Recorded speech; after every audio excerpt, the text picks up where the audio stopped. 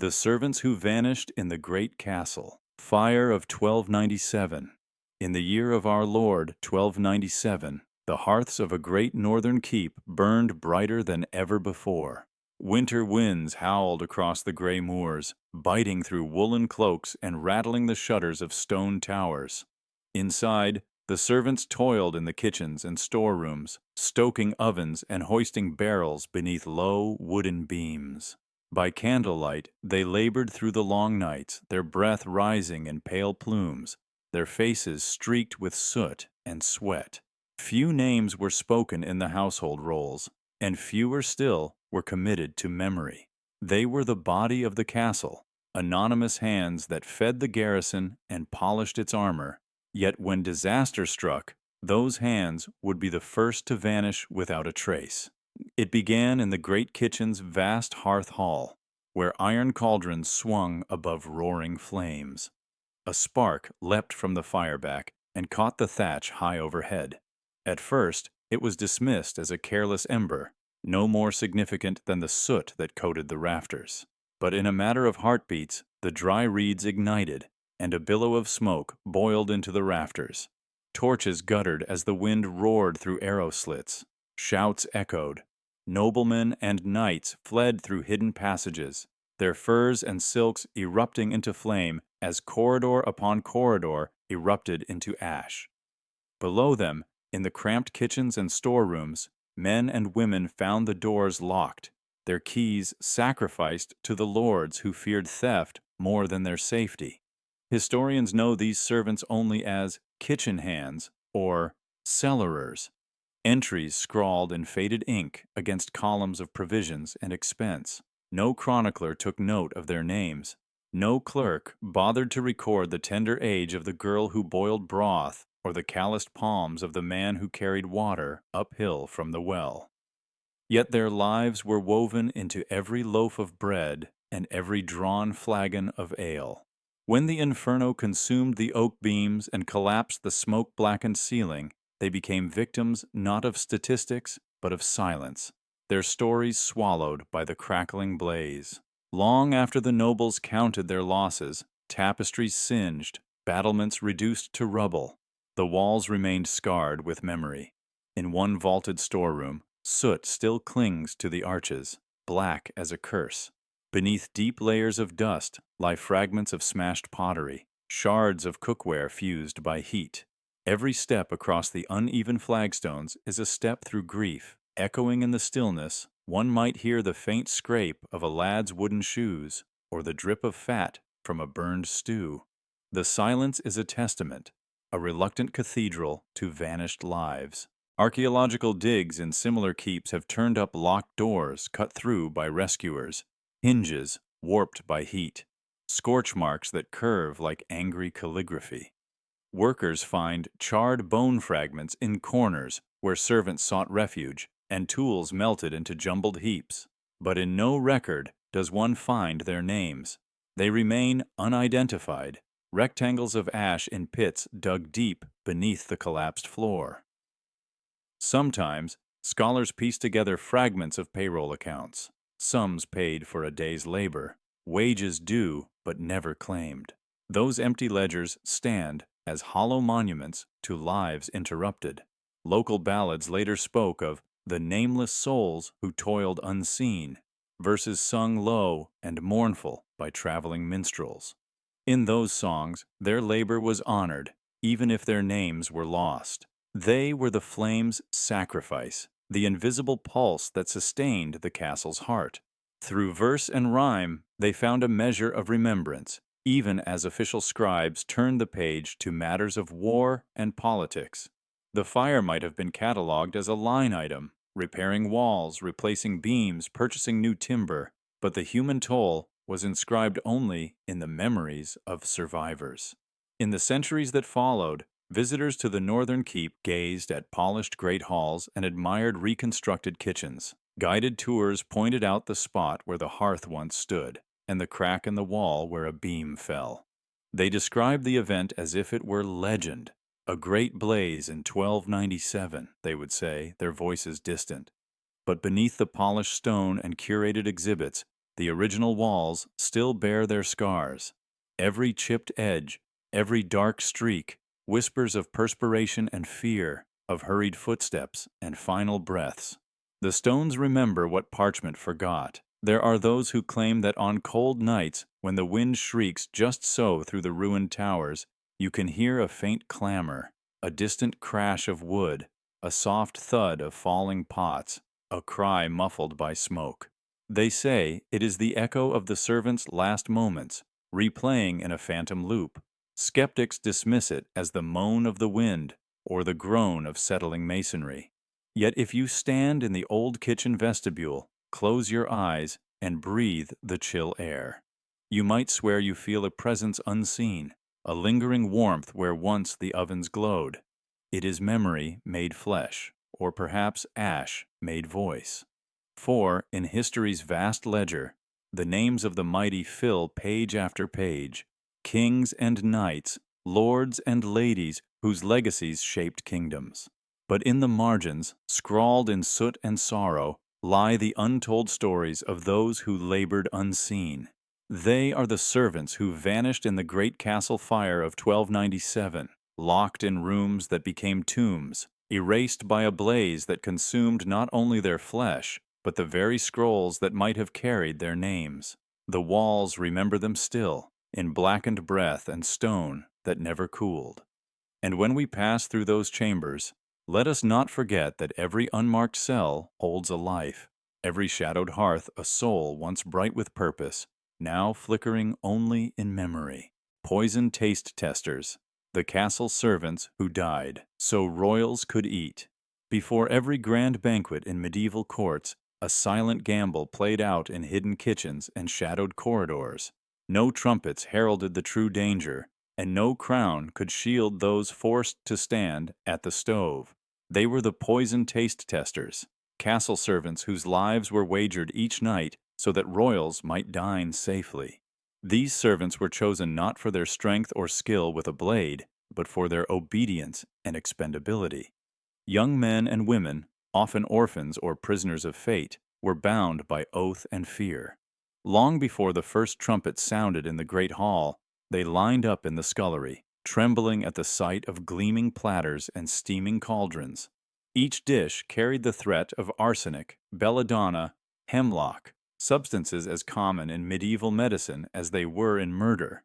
The process was brutal in its simplicity. A chef prepared the monarch's meal with ritual precision, adding spices and broths to conceal any bitterness. Then came the taste tester. With a curt nod from a steward, the servant lifted a spoon, a fork, a sliver of meat to trembling lips. They chewed carefully, watched by masked guards and silent clerics whose prayers offered no guarantee of safety. If poison lurked in the fare, the first symptoms appeared within minutes: a dizzy head, burning throat, gut-wrenching cramps. Some servants succumbed immediately, collapsing in convulsions before they could cry out. Their bodies were carried away through back passages, never to grace tapestry or painting. Others survived the initial taste, only to linger for days in agony, their agonized whispers echoing through stone corridors. The royal household often recorded these deaths in terse ledger entries. Taste tester number 17, expired, cause unknown, while kings and queens feasted without concern. Yet not all poisonings proved fatal. Some servants fell ill and recovered, bearing scars both physical and mental. They returned to their posts, eyes haunted by the knowledge that their loyalty had been purchased with their lives. Their screams, heard only by the castle walls, became a grim melody underpinning every feast. The practice had its defenders. Royal physicians argued that only through testing could they ensure the monarch's safety against rival houses or treacherous nobles. In an era of shifting alliances and clandestine plots, poisoning was a preferred weapon. To rule well was to survive, and to survive was to trust, however cruelly, in those bound to risk their lives on a whim. In some courts, taste testing evolved into a dark ceremony. Servants swore oaths under candlelight, touching a poisoned chalice and pledging silence until the dawn. Noble diners watched from raised platforms as the testing commenced, their laughter and music blending with the servants' quiet prayers. Portraits from the late Middle Ages betray this grim reality. Behind the velvet drapes and sparkling goblets, a hidden cost stained every feast. The duty of tasting poison fell unevenly. High-ranking servants might escape the worst, their palates preserved by bribery or favor. But for lowliest scullery hands, there was no escape. They toiled in anonymity, praying that the cook's hand remained true, that no envious lord had slipped a blade's dust into the soup. Records from some English and French castles hint at reforms. In the early 15th century, Edward IV of England allegedly limited taste testing to specially trained pages, whose immunity was bolstered by antidotes administered beforehand. In Burgundy, the Duke's steward kept a retinue of herbalists ready to counteract any poison. But these measures were fragile, antidotes were unreliable, and herbal lore as prone to error as poison itself. By the dawn of the Renaissance, more enlightened rulers began to ban the practice. The Medicis in Florence, masters of courtly ceremony, replaced human testers with mechanical devices, small levers and oils designed to detect bitterness. In Vienna, Habsburg cooks purified ingredients through knowledge borrowed from early chemists, reducing the need for sacrifice. Slowly, as science advanced, taste testers became a relic of a darker age. Yet for centuries, across Europe's stone fortresses and timber-framed halls, the poison taste tester lived and died in service to a greedy throne. They were the unseen shield between betrayal and survival. The ghosts beneath every banquet, their loyalty and their lives were the currency of power. Today, we remember only the kings and queens who sat at those long tables, their names etched in marble and story. But the true cost of their feasts was counted in the lives of servants who died so royals could eat. Their sacrifice, hidden in the footnotes of history, reminds us that luxury and security have always been priced in human flesh, and that beneath every triumph lies the shadow of those who paid with their lives. When the Black Plague hit the castle walls, servants left to die inside. It began in the spring of 1348, when the first ships escaping the horrors of Caffa limped into Mediterranean ports. A Sicilian notary, Michel da Piazza, recorded how the plague arrived aboard Genoese galleys, rats and fleas breeding death in their holds, and how it spread with terrifying speed, slipping through city walls into every corner of medieval life. Holy books. Within weeks, villages emptied, towns shuttered their markets, the air itself seemed thick with pestilence. In the autumn of that same year, chroniclers tell of lords and ladies retreating behind their castle walls, bolting iron portcullises and drowning out the cries of the dying servants they left behind. These grand fortresses, once symbols of security, became tombs for the household staff, servants, cooks, stable hands, and nurses trapped within stone corridors found no refuge, for death came to them one whisper at a time. Plague did not knock. It seeped through mortar and arrow slits, carried on the very breath of those who fled to safety. Holy books. Inside the shadows of great halls, gold leaf reflected candlelight over empty tables as the disease crept along hidden corridors. The keeper of the scullery hearth found her blistered hands too weak to stoke the flames. The chambermaid collapsed on cold flagstones, her cough echoing through corridors where tapestries muffled the world's end. In these moments, the plague was no longer a distant threat, but an intimate visitor, each racking breath a prelude to silence. Holy books. By mid-1350, some regions had lost as much as half their population. Chroniclers such as Jean de Venette in France wrote of burial pits dug hastily in courtyards, graves heaped in rows outside castle gates. The living dared not linger. They fled beyond the turrets, abandoning the wail of the afflicted to the crows. But even roofs of slate and towers of stone offered no true shelter. The disease rode on rats, on cloth, on sweeping wind, until every vaulted chamber had claimed its share of broken bodies. Holy books. Yet amid the catastrophe, extraordinary acts of compassion shone. A handful of nobles defied convention, ordering that their servants be carried to safe houses or granted passage beyond city walls. In some rare castles, chroniclers note, private chaplains remained in plague-ridden keeps, administering last rites and hearing confessions through shutters barred against contagion. These were the exceptions. More often, fear triumphed over duty, and the dead were left to the moss-covered stones of deserted courtyards. Holy books. Archaeological digs. Centuries later have confirmed these accounts. Mass graves have been uncovered just outside medieval keeps, rows of skeletons interred hastily, without markers, their identities lost to history. The thigh bones of men and the rib cages of women mingle with the discarded remnants of daily life. Buckles, cooking pots, tattered fragments of tunics. These silent witnesses attest to the human cost of nobles' self-preservation and remind us that stones hold stories of both terror and neglect. Holy books. The abandonment of servants behind sealed gates holds a mirror to our own responses in crisis. It forces us to ask, who do we shelter when fear tightens its grip? In the quiet aftermath, as Europe slowly rebuilt, the very fabric of feudal society was reshaped. Labor grew scarce, wages rose, surviving servants gained leverage unheard of before the plague. The walls that once protected a few at the cost of many became a testament to resilience as much as to tragedy. Holy books. Even today, when we walk through ruined keeps or peer at faded frescoes, we carry the echoes of those whispered deaths. We glimpse, in moss-covered arrow slits and shuttered windows, the fragility of life laid bare by a disease that recognized no rank, no privilege.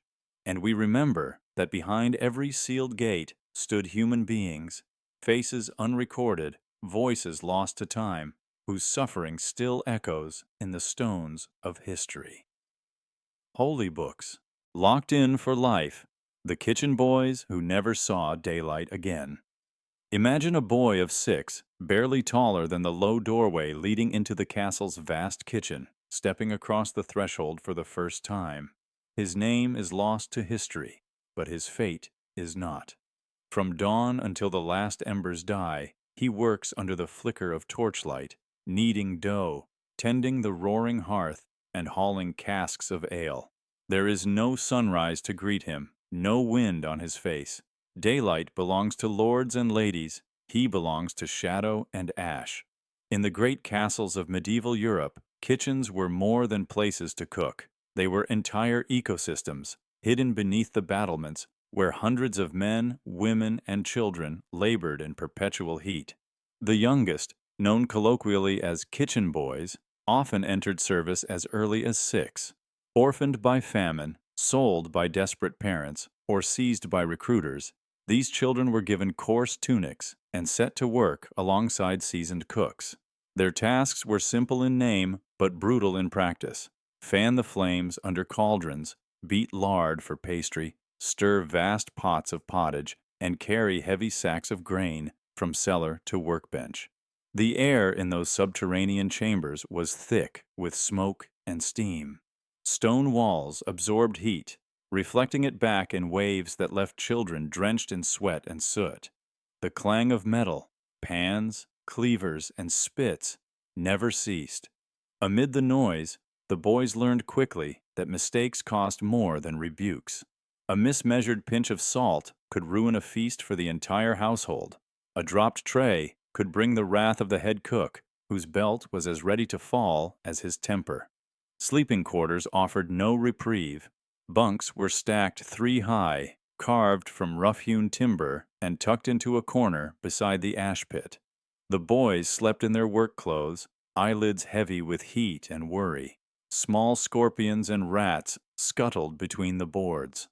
Often, one would wake to the low moan of a companion slipping into a fever brought on by poison breath, that sickly miasma rising from fermenting vats stored nearby. Illness was as much an enemy as exhaustion, and there was little care for child laborers whose worth was measured in loaves baked, joints roasted, and stew ladled.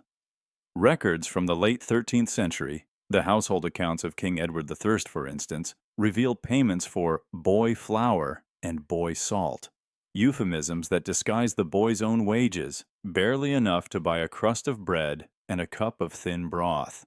These sums were rarely paid. Many kitchen boys were bound apprenticed for years, their contracts exchanged like cattle, ensuring they would never leave until service was complete, or until they perished. Occasionally, the chroniclers note their deaths in passing. Master John, aged 12, succumbed to consumption after tending the ovens of Lanark Castle, one entry records. Master Peter, 11 years old, was crushed beneath a wheel of cheese too large to be rolled by 4 men alone, says another. No funeral bells tolled for these children.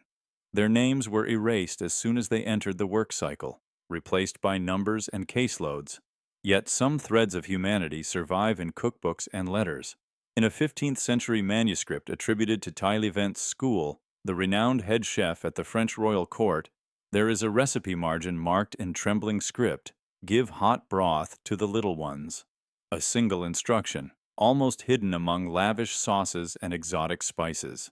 It hints at fleeting kindnesses, stolen by cooks who knew the boy's toil all too well. As adulthood loomed, if it did, the survivors could move up. A boy who mastered bread might become a baker. One who knew the timings of roast meats could rise to larder keeper. But the shadows of childhood never fully receded.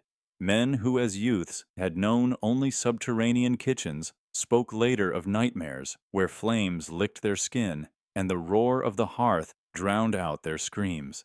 Some who escaped the kitchens carried lung damage and joint deformities. Others bore emotional scars, an aversion to fire, a terror of closed spaces. By the late 16th century, pleas for reform reached royal ears. Parliamentarians decried the cruel bondage of children in great houses, and Elizabethan statutes set minimum ages and maximum hours for apprenticeship. Slowly, the system loosened its grip. Kitchens became brighter, more regulated. Children's labor, though still common, was less brutal. But for generations before, the kitchen boys never saw daylight. They lived under cracks in stone ceilings, where only once in a blue moon a beam of sun might pierce the gloom. They never felt the breeze on the ramparts, never watched the seasons change across a green meadow. Their world was heat and crust, smoke and ash, an existence defined by endless plates and the relentless demands of feasts they would never taste. When you eat a slice of warm bread or smell the roast aroma wafting through a modern kitchen, remember the nameless boys whose fingers shaped the dough and who signed their lives away before they could read their own names. Their toil forged traditions we still cherish. Their suffering paved the way for reform and shaped the very rhythms of hospitality. In every crackle of oven fire and in every turn of a dinner wheel, listen for the echo of their voices, mute no longer in memory, crying out across the centuries for acknowledgement, for empathy, and for the simple recognition that they once lived below the surface, locked in for life, and never saw daylight again. The scullery maids, who slept beside, sewers, they woke before dawn, long before the lords and ladies stirred. Their day began in darkness, feet slick on cold stone, breath misting in the chill.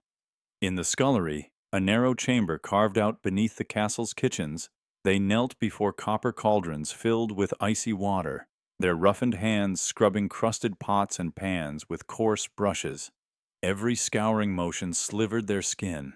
Every scrape of rotten vegetables and congealed fat under dim torchlight sent a stench of decay into their lungs. They moved in silence, for speech was spared only for higher ranks. A dropped dish meant more hours of labor, and the castle's echoing halls tolerated no delay. By midday, their garments, simple wool gowns patched more than once, hung heavy with water and refuse. The water froze against their bodies, turning fingers numb. and the dampness seeped into bones long unused to comfort. Rats scuttled at their skirts, dashing into gutters that cut through the scullery floor. Slime-coated channels carried scraps of food toward the castle's great sewer beneath the courtyard, but the girls slept beside those very trenches, their straw beds laid on cold stone slabs mere feet away. The roar of waste rushing in dark tunnels was their lullaby. These scullery maids were the lowest of the low, often orphaned, frequently sold by impoverished families, sometimes kidnapped and pressed into service. They answered to the master cook, who barked orders sharper than any blade. There was no rank lower than they, no pity afforded to their plight. Every dawn signaled another 18 hours of toil. The only respite was the hour-long break for cold gruel. But even then, they ate beside the kitchen hearth's embers, never far from their endless chore. Disease stalked them like a silent sentinel. They knew every sickness by name, dysentery that seized their bellies, typhus carried in louse-ridden straw, cholera creeping through the water channels before reaching the winter's frost. It was whispered that a scullery maid lasted only 3 years before illness claimed her, but the castle could always press a new child into service. To die in the scullery was almost a blessing. It meant release from the ceaseless cold, the damp, and the grime that ate at flesh and spirit alike. Records from the 13th century mention the kitchen girls of northern France who slept in rooms beneath the great keep, the roofs of the sewers their only canopy. Archaeological digs at Chateau Gaillard unearthed simple gowns, iron cooking knives, and bone fragments near drainage shafts, evidence that many passed in their sleep, poisoned by miasma rising from the drains. Their bones showed healed fractures, wounds left open to fester, and teeth ground down from stress and hunger. Their lives were measured in scalding steam and broken earthenware. When the noble family dined on roasted venison, the scullery maids tasted only a thin broth. When the banquet candles flickered in the grand hall, the scullery maids lit their own makeshift lamps from leftover fat. The castle chorus of minstrels and lutes never reached their ears. They heard only the clatter of knives, the hiss of boiling pots, and the rumble of the sewage flowing beneath the stone floor. Yet within that misery, bonds formed. They whispered legends to one another, tales of servants who outwitted lords, of runaway serfs who vanished into the forest, of old women living in hidden cottages offering relief. They traded scraps of cloth for extra warmth and shared stolen sips of spiced cider when the cook's back was turned. In those moments, they reclaimed a thread of dignity. When night fell, they crawled onto straw sacks beside the open sewers, pulling threadbare blankets over aching limbs. The waste beneath gave off noxious vapors that curled upward, stinging eyes and throats. They inhaled it by necessity, knowing that beneath the castle's grandeur lay hidden a tide of refuse and rot.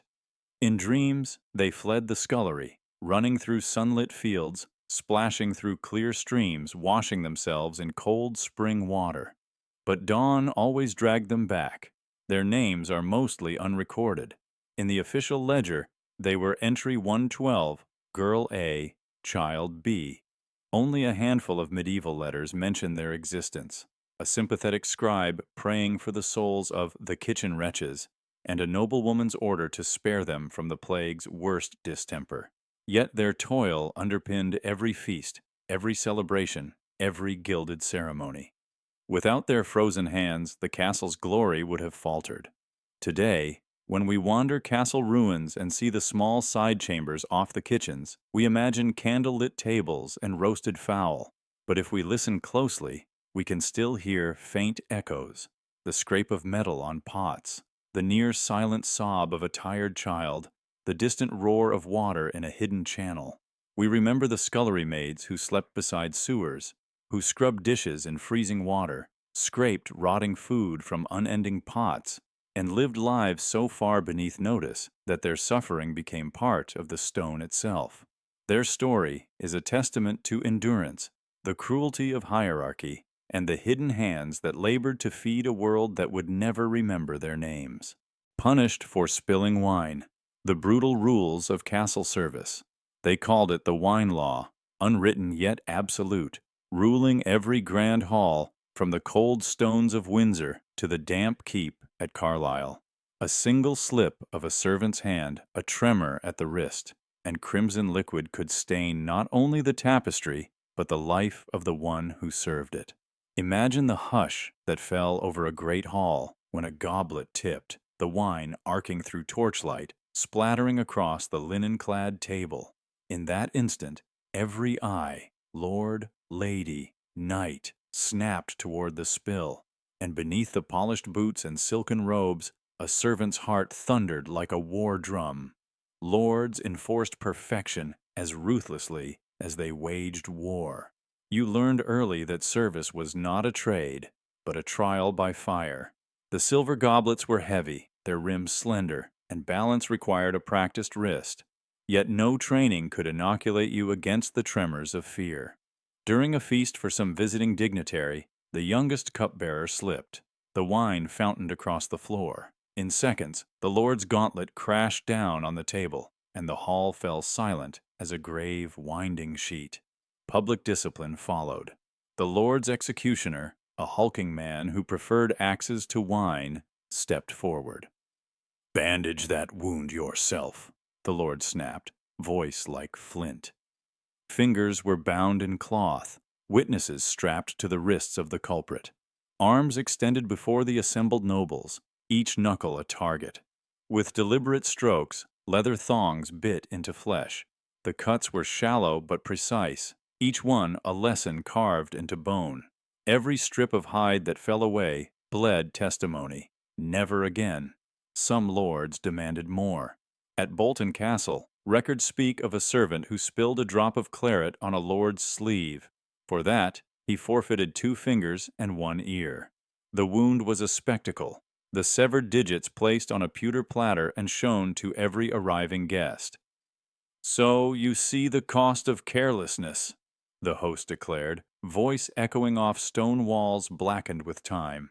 There was no mercy in that hall, only the chill certainty that perfection was prized above all. Yet the discipline extended beyond injury. Some decreed starvation rations, bread and water only, for a fortnight. Others banished the careless into cold dungeons beneath the great hall, where rats feasted on scraps and despair gnawed at will. Tongues grew thin from silence, spines stiffened in shackles, and days blurred into nights of regrets. Privileges that other servants took for granted, warm blankets, a kind word, the right to smile, vanished as swiftly as a candle's flame in a draught. Fear was the seasoning of every banquet. Servants learned to scuttle across marble floors like shadows, icons of invisibility. They polished plates until metal gleamed like mirrors, practiced the angle of pouring so that wine would slide smoothly along the goblet's side. They memorized every heraldic crest so they could bow without hesitation. The slightest hesitation, however, lifting the wrong goblet, pouring past the guest's lip, could summon the lord's ire and the executioner's knife. Bodies were marked with scars that told no story in the court rolls, yet these scars spoke volumes in corridors and kitchens, where whispers passed from one trembling hand to the next. But there were whispers of rebellion, too. A rare few lords, moved by mercy or madness, leveled their own rules. At Ransom's gate, Sir Alaric the Kind once spilled his own cup in apology for a servant's mistake. He ordered the apprentice freed from duty for a week and gifted him a silver penny, an unheard-of kindness in those brutal times. The Manor's chronicler sighed in ink. Mercy tempers justice, but is a blade still not a blade? Even mercy weighed heavily in halls built on fear. Over centuries, the wine law faded into lore as feudal courts yielded to newer codified laws. Yet in the ruins of castles, in the blackened tapestries and cracked goblets, the echoes persist. Archaeology uncovers pewter dishes stained with dried wine, their edges chipped, as if in haste. Historians decipher scorch marks on banquet tables, burns from torches brandished in fury. And in dusty archives, scribes note fines paid for spillage, not in money, but in lost limbs and freedom. To stand in those halls today is to witness silence thicker than ivy on stone. To imagine the tension that seized every servant's shoulder, every trembling elbow, when the next goblet was offered. To feel the weight of a single drop of wine, knowing it could cascade into disaster. The brutal rules of castle service demanded that perfection be offered on a tray, every movement choreographed, every breath held, until the goblet was returned empty and spotless. And perhaps that is the true legacy of the wine law, a stark reminder that in worlds built on power and pageantry, a single mistake could cost more than pride. It could cost flesh and life itself. For every spilled goblet was not simply lost wine, but a lesson scrawled in blood, a warning that in the courts of the great and terrible, service was not a privilege. It was a peril. Trapped in the tower, servants of imprisoned nobles. They were not prisoners by choice. When nobles were dragged into towers, whether for treason, debt, or political intrigue, their household did not simply vanish. The great halls fell silent, but the flicker of candlelight in cramped quarters bore witness to a darker truth. Servants trapped alongside their lords, bound by duty, fear, and the rigid hierarchies of medieval justice. Imagine the stone walls of the Tower of London in the late 15th century. A deposed duke or a disgraced earl is led past yawning gates, hooded and shackled. Behind him follows a handful of servants, valets, chamberwomen, cupbearers, each ordered to remain. Their role was simple: sustain their master's life in captivity. They carried water, prepared meager meals, tended aching wounds, and scrubbed blood-stained floors. They bore the same chill of damp stones and the same gnaw of uncertainty over whether this imprisonment would end in pardon, escape, or execution. Records from 1483 tell of the Duke of Clarence, brother to King Edward V, who was confined in the Tower. 2 pages volunteered to share his fate.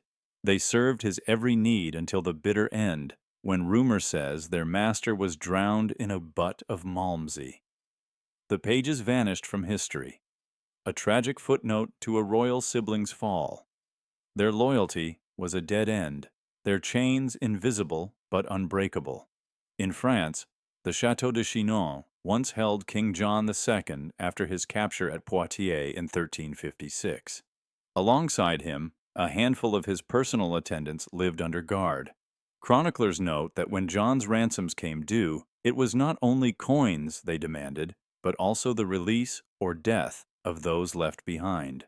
Some servants perished in squalor, their bodies cared for only by fellow captives, their names lost amid the clamor for royal freedom. The practice extended beyond kings and princes. Regional lords, too, carried their retinues into confinement. When Mary, Queen of Scots, was transferred between English castles in the 1580s, she insisted on keeping several trusted ladies-in-waiting by her side. They cramped into narrow chambers at Tutbury, Sheffield, and finally Fotheringhay. They shared her meager rations, whispered prayers in candlelit gloom, mourned her lost crown, and when Mary faced the scaffold, they wept beside her, their own fates uncertain until ransoms were paid or royal favor returned. Why did these servants stay? The answer lay in feudal bonds and the fear of dishonor. Trapped in the Tower, servants of imprisoned nobles. They were not prisoners by choice. When nobles were dragged into towers, whether for treason, debt, or political intrigue, their household did not simply vanish. The great halls fell silent, but the flicker of candlelight in cramped quarters bore witness to a darker truth. Servants trapped alongside their lords, bound by duty, fear, and the rigid hierarchies of medieval justice. Imagine the stone walls of the Tower of London in the late 15th century. A deposed duke or a disgraced earl is led past yawning gates, hooded and shackled. Behind him follows a handful of servants, valets, chamberwomen, cupbearers, each ordered to remain. Their role was simple: sustain their master's life in captivity. They carried water, prepared meager meals, tended aching wounds, and scrubbed blood-stained floors. They bore the same chill of damp stones and the same gnaw of uncertainty over whether this imprisonment would end in pardon, escape, or execution. Records from 1483 tell of the Duke of Clarence, brother to King Edward V, who was confined in the Tower. 2 pages volunteered to share his fate. They served his every need until the bitter end, when rumor says their master was drowned in a butt of Malmsey. The pages vanished from history. A tragic footnote to a royal sibling's fall. Their loyalty was a dead end, their chains invisible but unbreakable. In France, the Château de Chinon once held King John II after his capture at Poitiers in 1356. Alongside him, a handful of his personal attendants lived under guard. Chroniclers note that when John's ransoms came due, it was not only coins they demanded, but also the release or death of those left behind. Some servants perished in squalor, their bodies cared for only by fellow captives, their names lost amid the clamor for royal freedom. The practice extended beyond kings and princes. Regional lords, too, carried their retinues into confinement. When Mary, Queen of Scots, was transferred between English castles in the 1580s, she insisted on keeping several trusted ladies-in-waiting by her side. They cramped into narrow chambers at Tutbury, Sheffield, and finally Fotheringhay. They shared her meager rations, whispered prayers in candlelit gloom, mourned her lost crown, and when Mary faced the scaffold, they wept beside her, their own fates uncertain until ransoms were paid or royal favor returned. Why did these servants stay? The answer lay in feudal bonds and the fear of dishonor. The bell ringers, who lived in cold stone chambers. They lived at the top of the world, or so it must have felt. Imagine climbing a narrow spiral staircase carved from stone, each step slick with damp and dust, until you reach a tiny chamber built into the castle's highest tower. The walls are thick, unyielding, and cold enough to bite at your bones even when the sun blazed on the battlements below. In this room the bell ringer lived alone. His only companions were the great bronze bell hanging in the belfry above, and the ravens that circled in the freezing wind outside the narrow window slit. Bell ringing was not a part-time duty. In every medieval stronghold, the rising and setting of the sun, the tolling for mass, the alarm for attack, the mournful lament after a death, all depended on one person. The bell ringer's life was ruled by its weight and resonance. He climbed to his post before dawn broke, fingers stiff with cold, to pull the heavy rope that swung the bell against its wooden yoke. Each ring required precise timing and strength. Too slow, and the sound would falter. Too fast, and the great bronze could crack. For every stroke that echoed across the courtyard, the ringer paid in sweat and aching arms. By day, his work was visible, but still thankless. The castle's residents heard the bell, but rarely saw its keeper. He stood behind the massive oak door of the chamber, a cramped space just large enough for a simple pallet, a small chest, and the coil of rope leading to the bell wheel above. The air inside never warmed. In winter, snow sifted through cracks, frosting the floor. Candlelight flickered on stones so cold that breath turned to mist. His meals, bread, cheese, thin broth, were hauled up by a rope basket once each day. Water came from a wooden pipe leading up from the courtyard well, often frozen solid until thawed by a brazier kept burning at the door. At noon, when the sun reached its zenith, he tolled for Angelus. His voice, if he had one left, was lost in the roar of the bell. He could once shout to a guard at the parapet, but over the years, isolation stole his words. Few bothered to ask his name. To most, he was simply the bell ringer. Forgotten in halls where lords and ladies dined on roast and wine, in chambers where knights sharpened steel, the bell ringer remained unseen, until the call to prayer or alarm summoned him to labor. In times of siege, his role became desperate. The bell signaled danger. the assembling of troops, the approach of enemy banners. Each rapid ring sent hope or doom racing through the castle's corridors. Soldiers waited by gates, heartbeats synchronized to the hammering of metal on metal far above. But as arrows blocked the drawbridge and flames lorded smoke over the walls, few remembered the man in the cold chamber, pulling the rope again and again with numb fingers. He rang until exhaustion felled him, until the bell's cries turned ragged, until he could no longer climb back to the safety of the hall below. Yet it was in the quiet after the last toll that his solitude was most complete. As the castle slept, he lay on his hard pallet, listening for the wind rattling the shutters, for the raven's wings against the slate roof, for the faint drip of melted snow. The bell, though silent, seemed to hum in his dreams. He imagined swinging free from its yoke, peeling the sky with sound, but always awoke to the same cold stone and the same rope waiting across the floor. Records are scarce, but where they exist, they hint at tragedies. In one 14th century English keep, the hired bell ringer starved to death when a relief convoy was ambushed. His body was discovered days later, curled beside the bell rope, a single candle still alight. In France, a bishop's chronicle recounts how a bell ringer fell ill in winter, his chamber forgotten by everyone but the ravens who perched at his window, pecking at the cracks. By the time a passing knight heard the muffled clang of the bell, pulled by the weight of wind in the ropes, it was too late. Some castles maintained teams, rotating ringers to spare any one man the relentless solitude. But smaller keeps, far from populous towns, relied on a lone keeper. They chose peasants from nearby villages, thin as specters, whose lives below had been equally harsh. For these men, the promise of a few coins was worth the misery. Coins were paid to their widows or families when the cold stone chambers claimed them. And on days when the wind moaned through the tower, survivors whispered that the bell ringer's ghost could still be heard, pulling every midnight, calling unseen defenders to rise. Yet there was dignity in the duty. The bell ringer was the castle's heartbeat. He marked time in a world that measured life by feasts and battles, saints and deaths. His solitary toll reminded all that even in the grandeur of stone walls and tapestries, something humble must endure. The call to gather, the signal of warning, the lament for loss. In every sweep of the bell, he shaped the castle's rhythm, the pulse by which its people lived and died.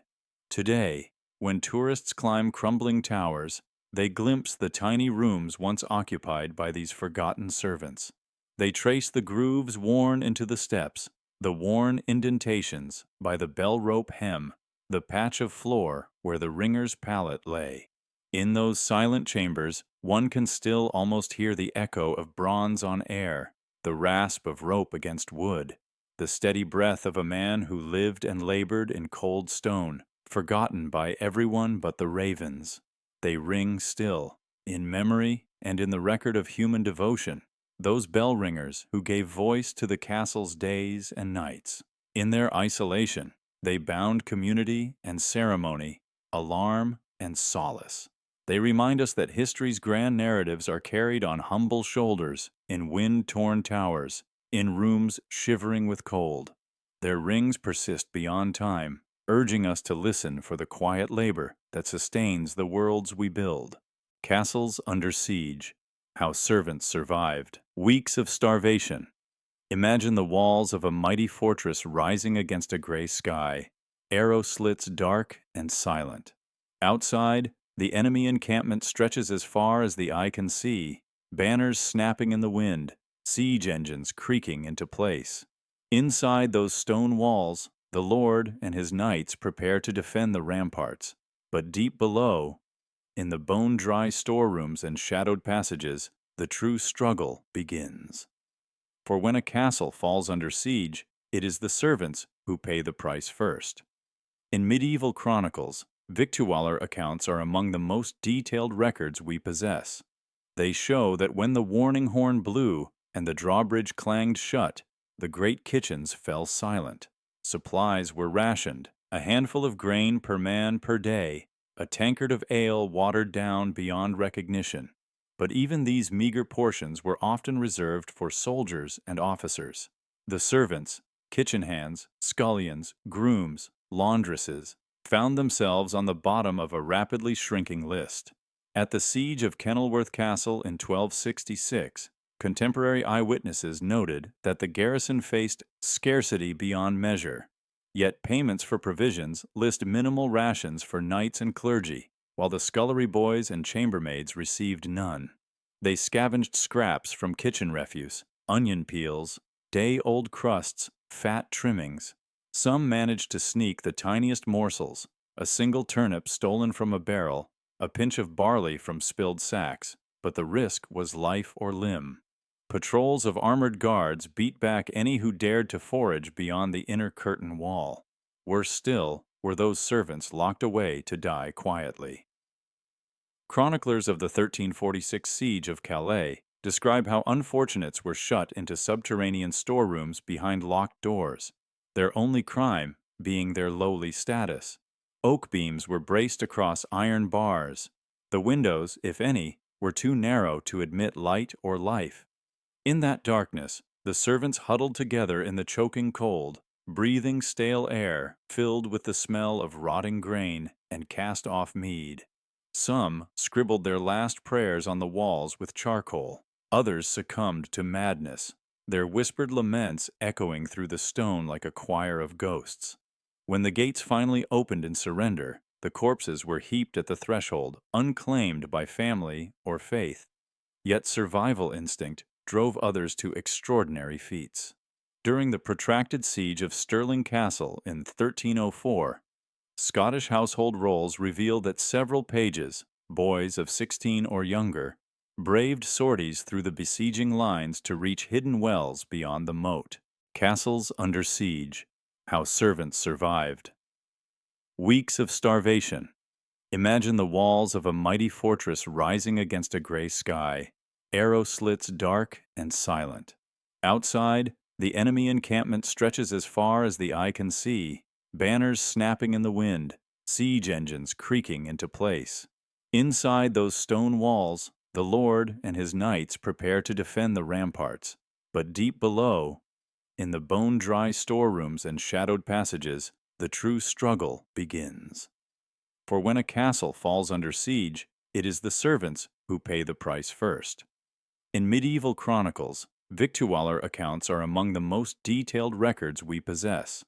They show that when the warning horn blew and the drawbridge clanged shut, the great kitchens fell silent. Supplies were rationed, a handful of grain per man per day, a tankard of ale watered down beyond recognition. But even these meager portions were often reserved for soldiers and officers. The servants, kitchen hands, scullions, grooms, laundresses, found themselves on the bottom of a rapidly shrinking list.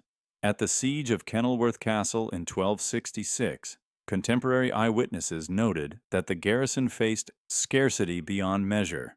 Yet payments for provisions list minimal rations for knights and clergy, while the scullery boys and chambermaids received none.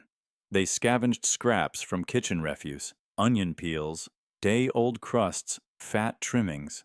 Some managed to sneak the tiniest morsels, a single turnip stolen from a barrel, a pinch of barley from spilled sacks, but the risk was life or limb. Patrols of armored guards beat back any who dared to forage beyond the inner curtain wall. Worse still were those servants locked away to die quietly. Chroniclers of the 1346 siege of Calais describe how unfortunates were shut into subterranean storerooms behind locked doors, their only crime being their lowly status. Oak beams were braced across iron bars. The windows, if any, were too narrow to admit light or life. In that darkness, the servants huddled together in the choking cold, breathing stale air filled with the smell of rotting grain and cast-off mead. Some scribbled their last prayers on the walls with charcoal. Others succumbed to madness, their whispered laments echoing through the stone like a choir of ghosts.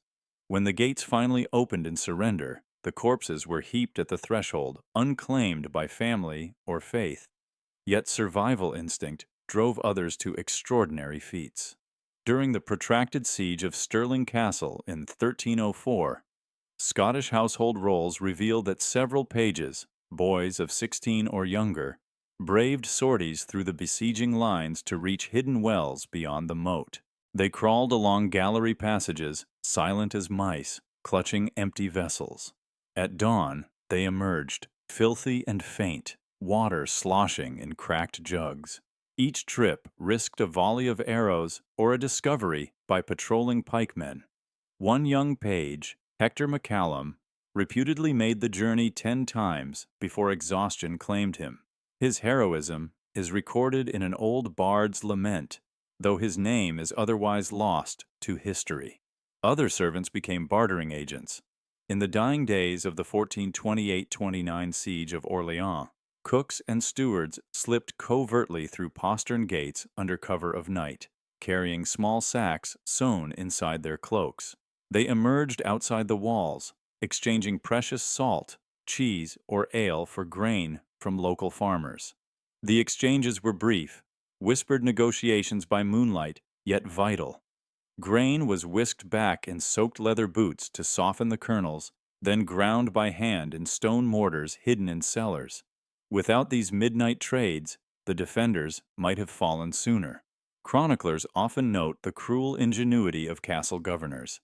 Some created decoy meat stores, full barrels positioned in plain sight, while the real provisions were buried under rubble or sunk in moats. Servants with knowledge of these secrets sometimes stole away at night, retrieving sacks of wheat or herring. One letter from the siege of Zaragoza in 1118 mentions a faithful mace-bearer who led 9 servants through an underground drain to recover salted fish hidden under the latrine piles, an act that forestalled starvation for weeks. Disease rode hand in hand with hunger. The rotting food in damp vaults bred fever. Malnutrition weakened bodies, making pestilence inevitable. Many servants died not from the lack of bread, but from the dysentery that followed, twisting cramps, burning thirst, delirium. The sick were left to die in corridors, the silent stench warning others away. In the terrible final days, lords themselves sometimes intervened. At Bodiam Castle in 1385, Sir Edward Dallingrig ordered that each servant be given a cup of thin gruel at twilight, ensuring none starved entirely, though by then years of feudal famine had hollowed the serf class beyond repair. These stories of deprivation reveal the stark reality of medieval warfare. Castles were not simply fortresses, but machines of attrition. The walls held firm, but the hearts and bodies they enclosed could be ground to dust. Servants were the hidden casualties, their names seldom recorded, their sacrifices uncommemorated. Yet without their courage, stealing water, smuggling grain, bearing the brunt of starvation, the lords might have yielded long before the final trumpet sounded. When you picture a castle under siege, think not only of armored knights or triumphant banners, but of candlelit corridors where children counted the last beans in a bowl, of cold storerooms where hunger howled louder than enemy war cries, of silent holes in walls where desperate hands forged passages of escape.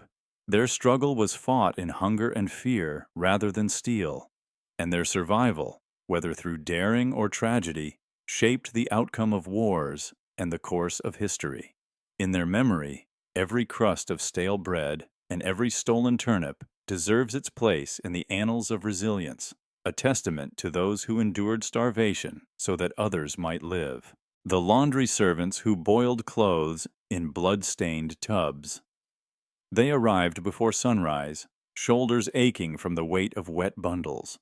In the low-ceilinged laundry chamber beneath the servant quarters, massive iron cauldrons stood like silent sentinels over roaring fires. These were no ordinary washtubs.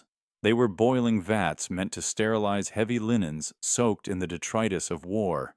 Blood, sweat, excrement, all laced into the fabric by soldier and sailor alike. With wooden hooks and iron hooks, the laundry servants plunged shivering hands into the scalding water, tugging at sodden tapestries, greatcoats, and banners. The blood had coagulated into dark sediment, mingling with mud and the vile remnants of the privies. Gray water boiled red, steam thickening into a choking haze that rose to the rafters, curling in tendrils around the rafters and rafters' nails.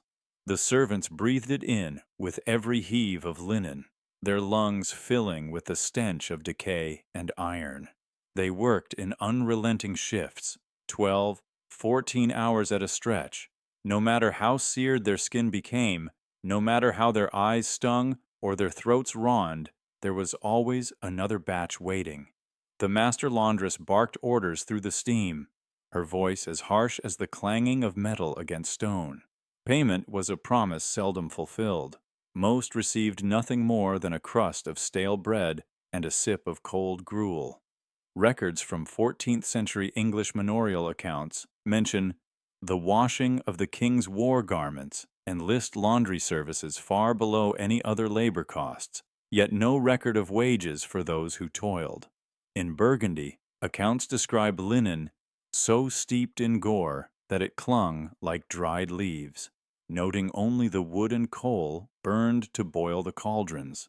The bodies of the servants, however, were seldom noted, disappearing into parish burial registers with causes of death listed simply as fever or miasma. Miasma, indeed. The toxic fumes of boiling flesh and filth are more than metaphor. Chemical analysis of washhouses built near medieval battlefields shows dangerously elevated levels of ammonia and hydrogen sulfide, gases that can paralyze the lungs and destroy eyesight. Many laundry servants developed chronic bronchitis, their coughs echoing through castle corridors long after they left the vats. Some went blind, others died in spasms of suffocation, their bodies found slumped over the steaming cauldrons. Yet escape was impossible. The secret message, carriers, servants, turned spies, inside castles. They moved through shadowed corridors like whispers, gathering secrets in their aprons and pockets. Born to servitude, they bore pans and basins by day, yet by night they became carriers of clandestine words, their tasks hidden in loaves of bread, folds of linen, or the foam of the Lord's favored bath. These were the secret message carriers. The servants turned spies inside the great stone walls of castles across medieval Europe. It began with opportunity. Castles were fortresses of both flesh and intellect, where lords plotted alliances and betrayals over candlelit maps. Servants, trusted by virtue of their low rank, slipped past closed doors and eavesdropped on conversations. They saw ledgers detailing troop movements, heard plans for sieges, and witnessed whispered oaths brokered behind tapestry-eclipsed alcoves. For enemies watching from beyond the moat, these servants were gold, if only they could be persuaded to risk everything. Recruitment was subtle. A passing nobleman, posing as a traveling merchant, praised a cook's skill before offering a discreet pouch of silver for a favor, a folded note baked inside a loaf destined for a distant garrison. Others approached laundry maids, admiring the fineness of their stitches and slipping into their hands orders to swap a pristine cloth for a coated one bound for rival commanders. Some bath attendants found their basins garnished with tiny scrolls rolled into cork stoppers, waiting for them to deliver the messages during evening chores. Refusal was perilous. Loyalty to your lord was law, and betrayal meant torture, trial by ordeal, the rack, or the branding iron. But refusal also risked suspicion. Decline the offer, and you might find yourself under harsh scrutiny, your hands accused of pilfering, your tongue cut for insubordination. The mechanics of concealment were ingenious. Bread was sliced to the thickness of a coin, its crust sealed over a folded parchment, written in invisible inks of wine lees or lemon juice. Linens were stitched with minute crosses that read as mundane mending, but under candlelight revealed a cipher of dots and dashes. Metal cleaning brushes hid microscrolls wrapped in oilskin, while buckets for scouring stone floors contained secret compartments beneath the handle. Even the waste barrels weren't safe. Some messages found their way into hollowed soap bars, meant to be washed away only when retrieved by allies who knew exactly where to pierce. Discovery was a nightmare. In one northern keep, a new laundry maid was caught when her linen bundles were weighed and found light. Guards pried apart the layers and found tiny vellum notes. She was dragged before the Lord's court, her hair torn, her uniform stained in shame. Tortured with hot irons to reveal her handlers, she died screaming before the truth was ever told. Yet her sacrifice was not in vain. Her confession, forced though it was, led to the unraveling of a spy network that spanned 3 counties. But loyalty created betrayals, too. Some servants served their lords with fanatical zeal. They answered the call to root out the secret carriers, learning the same tradecraft to catch their peers. They intercepted suspicious loaves at the kitchen's threshold, tested linens before folding them, and marked the baskets of those who smelled faintly of foreign perfumes. They became enforcers of silence, meting out punishments in sculleries and cellars, beatings that echoed through stone passages, forced exile to remote guard posts, or binding in stocks beneath the morning sun. The stakes were never just local. During the 100 Years' War, English castles in Aquitaine saw their own waves of espionage. Cooks hungered for news of approaching armies and passed the time between pots by writing troop numbers on cabbage leaves destined for salad platters. Laundry workers risked drowning in the Dordogne chill waters rather than be seen tossing coated fabric into the current for smugglers waiting downstream. In response, English captains tightened security. They chained bread-baking ovens' doors, stamped official seals on every cloth, and assigned knights as overseers of even the humblest scullions. Yet despite the dread of torture or execution, more servants took the risk. Some sought vengeance against brutal masters. Others yearned for coins to ease their families' hunger. A few were driven by love, carrying letters for exiled sweethearts or delivering vows across forbidden borders. Their motivations were as varied as their methods, but all understood that a single slip could cost them everything. Over time, castle architects built new defenses, not only moats and battlements, but secret inspection rooms where linens were unfurled and loaves x-rayed by rough torches. Lords commissioned elaborate cipher systems, designing linen patterns that carried layers of meaning and teaching, only a trusted few to read them. Kitchens installed iron grills on baking chambers, so apprentices could never slip notes without risking third-degree burns. Yet for every measure taken, resourceful servants found new loopholes, hiding scraps inside hollowed-out spoons, stitching messages into floorboards, even slipping notes under the tongues of horses bridging distances faster than any rider. Today, when archaeologists excavate castle ruins, they unearth fragments of cloth embroidered with curious patterns, scorched fragments of parchment, and shapes of worn basins that once concealed great secrets. Historians pore over court records detailing trials of nameless scullery hands accused of treason. And in the empty halls, one can almost hear the clink of silver coins exchanged in shadowed corners, the rustle of a secret note sliding between gloved fingers, and the hushed footsteps of the servants whose courage shaped the destinies of kingdoms. These were more than footnotes in grand chronicles. They were the lifeblood of intrigue, the hidden veins through which power pulsed. The secret message carriers remind us that castles were not mere stone and mortar, but living theaters of trust and betrayal, where a servant's apron might conceal the fate of nations, and where every loaf, linen, and basin bore the weight of clandestine wars. The wet nurses, who gave up their own children to serve royals. Before the cradle of a royal infant was placed lavishly upon silken cushions, another mother stood in humble quarters, her arms empty. In medieval and early modern Europe, the duty of wet nursing was a royal mandate that demanded the blood and milk of lower-class women. These wet nurses, chosen for their health and proven fertility, were torn from their own babes, forced to travel to distant courts where they breastfed princes and princesses, often losing all contact with their own families. Imagine the markets of 16th-century France, where merchants and servants whispered of young peasant mothers summoned by a herald's decree. They arrived at Versailles carrying swaddled infants, hoping for a brief tenure. Within days, their own babies were claimed by another guardian, their cries echoing down stone corridors they could not traverse. In exchange for room, board, and a meager wage, these women fed royal bloodlines with the devotion their own children once received. Yet few ever saw their babies again. Courtiers pried custody into their hands. A wet nurse's loyalty bound her to the crown, not to her womb. Across the Channel in Tudor England, wet nurses forking over golden goblets and privileges nevertheless suffered shattered homes. In 1560, young wives from Norfolk and Lancashire caravanned to Whitehall, instructed to breastfeed Princess Elizabeth's youngest son. Their own infants were relegated to foster families or parish care, growing up strangers to their mothers.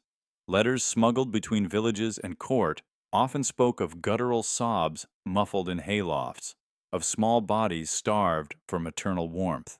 Even after their royal duties ended, many nurses found their children grown or deceased. Time and distance had severed the thread of remembrance.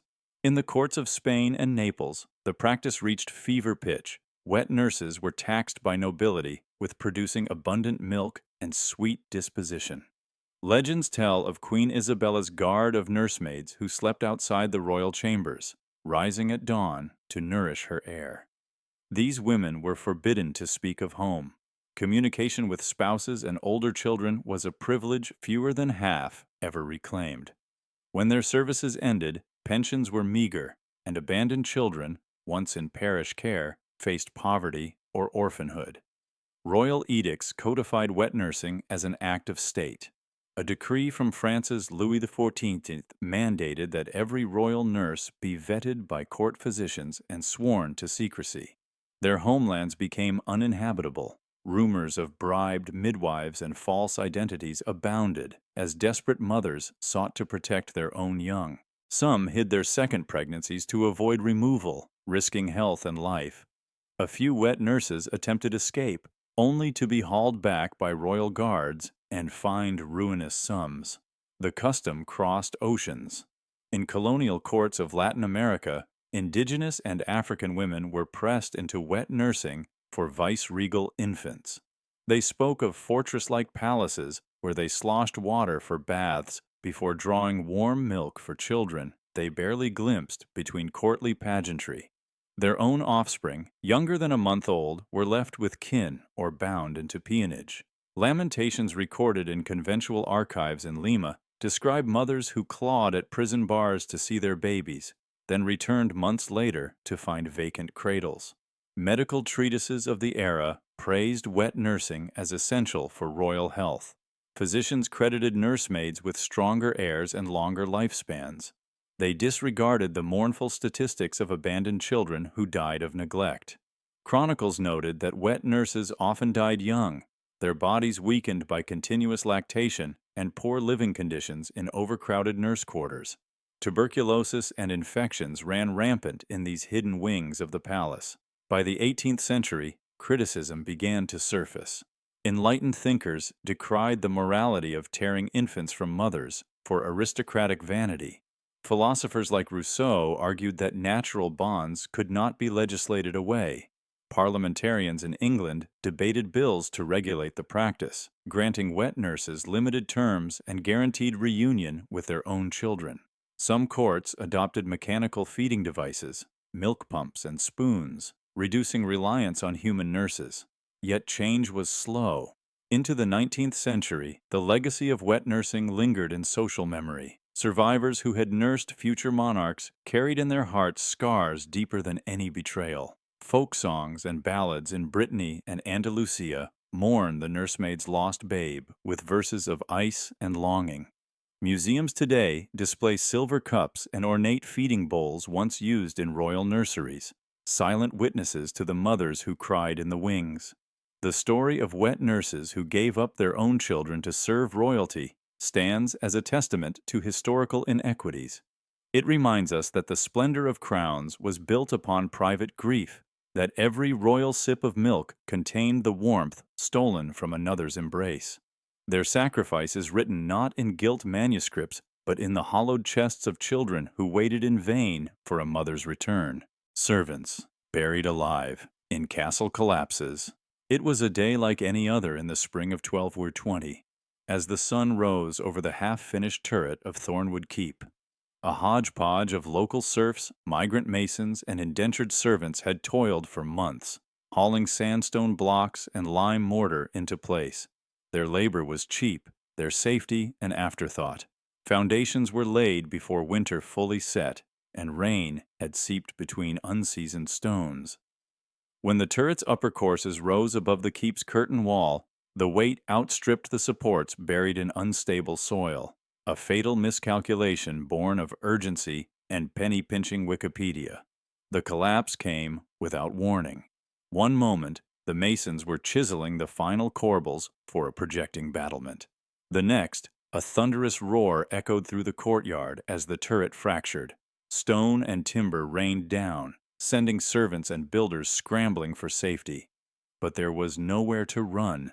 Many were trapped under crushing slabs before their screams reached the ears of the Lord's Chamberlain, who, fearful of tainting the keep's prestige, refused to halt reconstruction to send aid. Dozens lay buried alive in the debris, their hands frozen in the last acts of survival, clutching ropes, raising shovels, reaching for daylight that would never come. Grin. Wissen finden and publizieren, PLOS.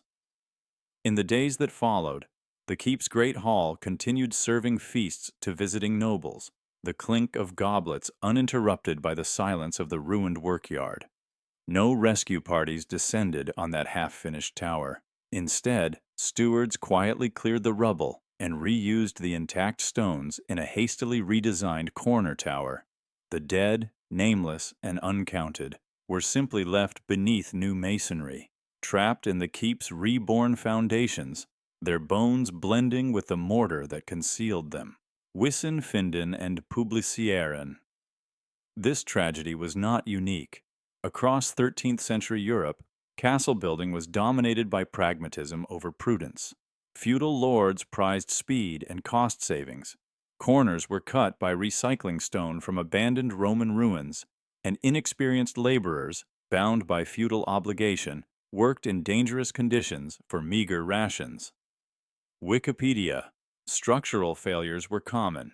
Compromised footings, uneven settling, and inadequate timber bracing led to frequent collapses of keeps, gatehouses, and turrets. Servants and craftsmen paid the steepest price, their bodies entombed where ambition had eclipsed caution. Archaeological evidence supports these accounts. At the 12th century castle of Vadum Iaqub in the Kingdom of Jerusalem, excavators unearthed 5 skeletons in a layer of ash beneath a collapsed building, remains of men whose lives were claimed by structural failure during siege repairs, PLOS. Similar finds in England reveal skeletons wedged between fallen stones, their identities lost, but their fates echoing the everyday peril of medieval construction. Even when death was not immediate, workers bore lifelong injuries, crushed limbs, spinal damage, from close calls that lords shrugged off as unavoidable collateral.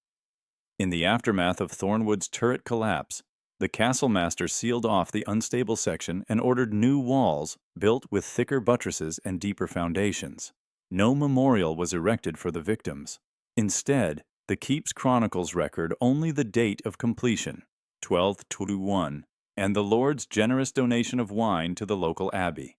The cost of lives buried in stone was absorbed into the ledger as an unremarked footnote. Materials consumed, labor replaced, tower finished. Wikipedia. Centuries later, when modern restorers peel back layers of plaster, they sometimes find fragments of bone in wall cavities or beneath flagstones, mute testimony to lives sacrificed for defensive glory. As we walk beneath soaring battlements and tour polished great halls, we rarely pause to consider that each stone might rest upon the dust of a servant's toil, sealed in silence. The collapsed turret of 1220 stands as a grim reminder. In an era when architecture and authority intertwined, the ambition to build towering monuments often buried the very people who raised them, alive and forgotten in the cold embrace of history's unmarked graves.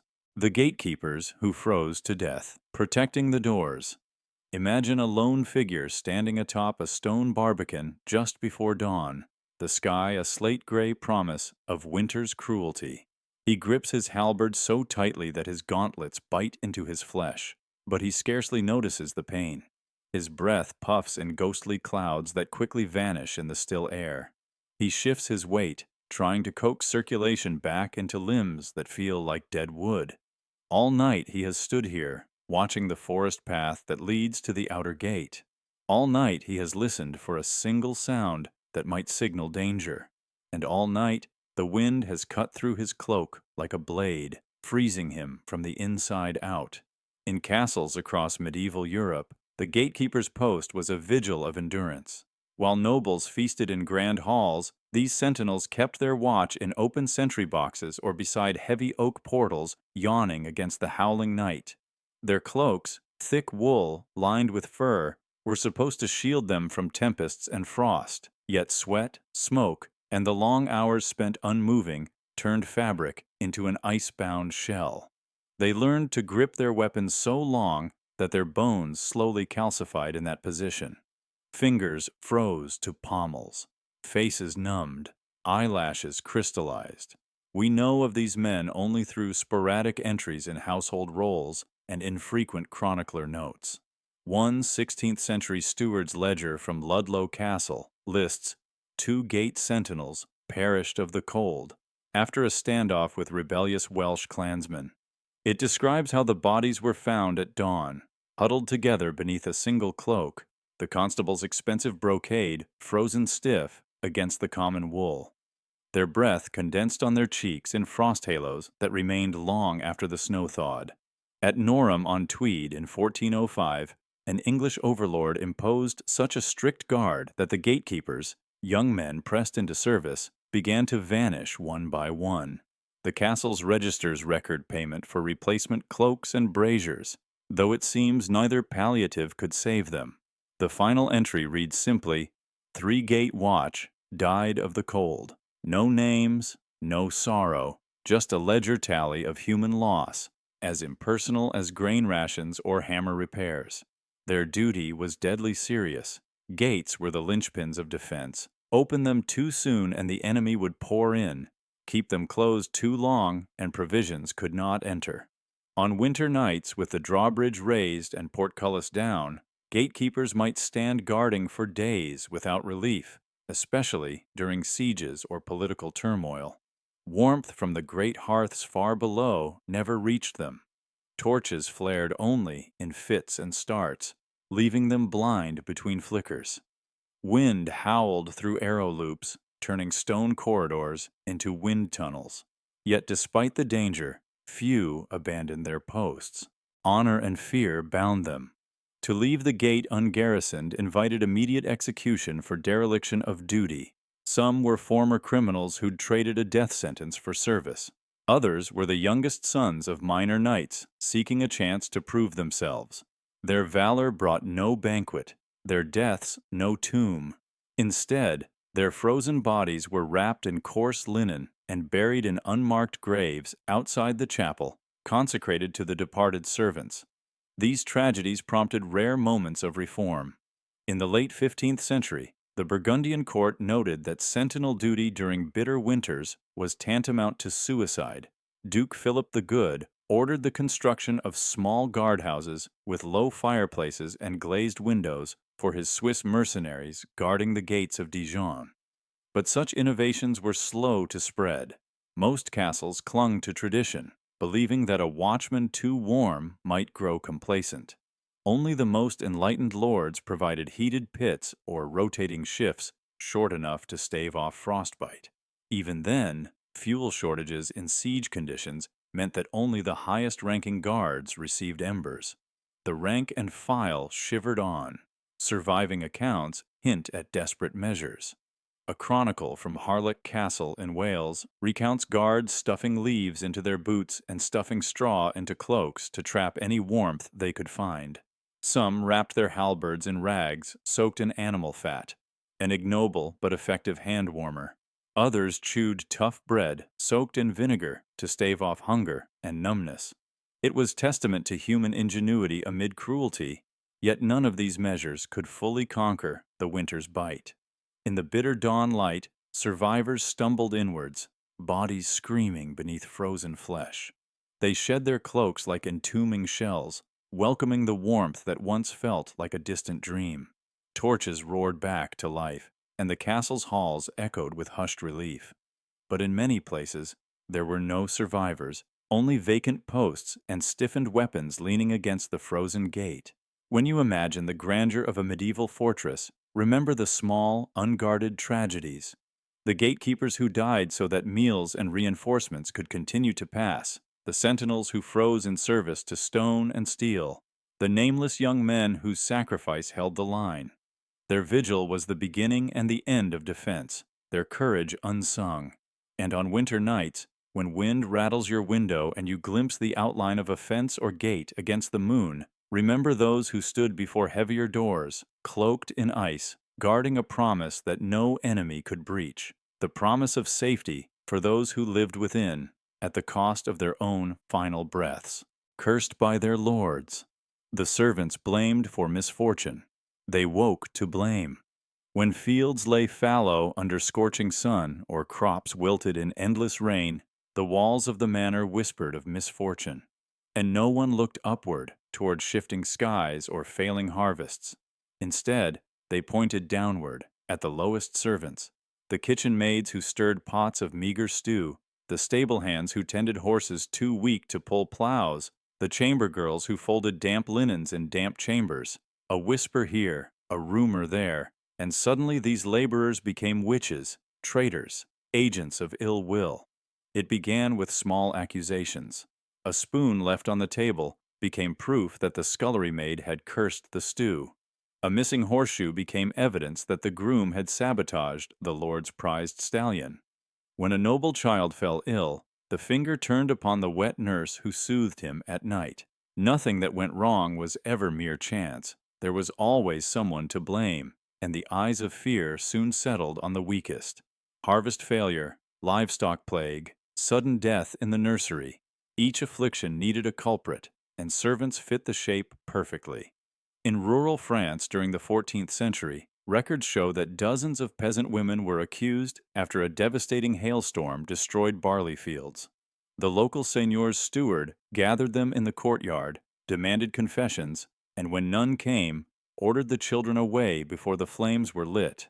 Those who survived the fire were thrown into dungeon pits, left in darkness until madness overtook them.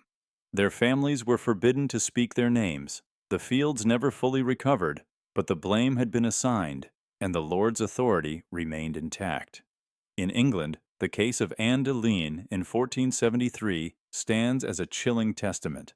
Her only crime was being in service when the Earl's favorite hawk fell from the sky, its wings broken. Villagers whispered that Anne had danced naked in the woods at midnight, consorting with spirits. Without trial, she was stripped of her apron and bound to a post near the river. As water rose, neighbors watched in grim silence until the current claimed her. The hawk's recovery was celebrated as divine vindication, and Anne was forgotten, her name erased from the rolls of the hall. Accusations were not always immediate executions. In many cases, servants endured months of torture designed to extract a confession. Fingers were pressed into red-hot coals, thumbs jammed between wooden wedges, bones crushed until the slightest word was confessed. I rode the thunder. I touched the child's breath. Once guilty, they were handed over to ecclesiastical courts that demanded absolution by fire. Entire families of servants vanished in a single season, leaving gaps in the manor labor force that were quickly filled by orphan children sold off by starving parents. Yet scapegoating served a political purpose. By marking servants as scapegoats, lords deflected blame for their own failings. Bad harvest policies, poor drainage of marshlands, or forcing tenants to plant feeble seed stalks. It reinforced the rigid hierarchy. Nobles stood above the storms of fate. Peasants and servants lay exposed to its wrath. Fear kept the workforce submissive. No one dared question the Lord's Prayer or the steward's commands when the threat of accusation lurked behind every misfortune. In parts of Germany, entire villages of laundry women and mill hands were branded as witches after children at the mill house fell ill with fever. They were rounded up, their heads shaved, and their houses burned. An eyewitness account from 1603 describes plumes of black smoke rising above cottages as the screams of women mingled with the crackle of flames. Children wailed for mothers they would never see again. The mill stream ran red with charred ashes, yet the blade still turned for the Lord's grain. Survivors lived with the stigma. Those who escaped execution bore physical and psychological scars for life. They were cast out from service, shunned by neighboring manors, their names whispered only in fearful tones. Even after the witchcraft scares died down, the legacy endured. Families would not hire the descendants of the accused, fearing cursed bloodlines. Manor records show gaps where entire branches of household staff vanished, erased by superstition and cruelty. Yet amidst this terror, small acts of compassion flickered. Some lords intervened, demanding proof before blood was spilled.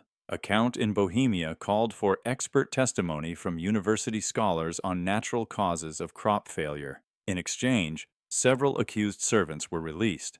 In Scotland, a few stewards refused to bind their kitchen girls in iron stocks, instead offering them shelter in the forest during bad weather, hoping that would appease the elements. Such mercy was rare, and often met with suspicion from church authorities. By the late 17th century, the darkest chapters of servant scapegoating began to fade, overtaken by emerging science and growing skepticism about witch trials. Parish registers shifted from listing executed servants to recording weather data and crop yields. Medical treatises explained child fevers as fevers, not curses. But the stories remained etched in oak beams and damp cellars, whispers in the walls of manor houses where laughter now drifted in kitchens and children played safely. Today, when we wander the stone corridors of ancient estates, we tread lightly over blackened dungeons and charred foundations. We remember the laundry maids and scullery girls, the grooms and wet nurses, who were blamed for every twist of fate beyond mortal control. Their suffering reminds us how fear can warp justice, how power can redirect blame, and how the innocents often bear the cost of the world's losses.